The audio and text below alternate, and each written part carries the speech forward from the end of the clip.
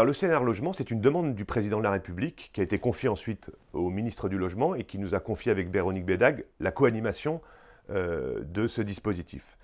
Pendant plus de 8 mois, 200 personnes, spécialistes du logement, intéressées par la question du logement, ont travaillé sur des propositions. À peu près 250 propositions. Ils ont fait un effort aussi de synthèse, ce qui fait qu'au bout, il y a à peu près 20 chantiers, 20 propositions phares qui sont proposées maintenant à l'arbitrage du gouvernement. Et le 5 juin prochain, donc lundi prochain, la Première ministre et le ministre du Logement nous diront ce qu'ils retiennent de ces propositions du CNR. Donc c'est un enjeu colossal. Pour la première fois, moi je trouve, en tout cas depuis longtemps, tous les acteurs sont rassemblés pour dire qu'il faut faire autrement sur le logement, avec une attention sur la question sociale et avec une attention sur la question écologique. Donc, les acteurs sont en ordre de marche. Maintenant, il faut les décisions du gouvernement.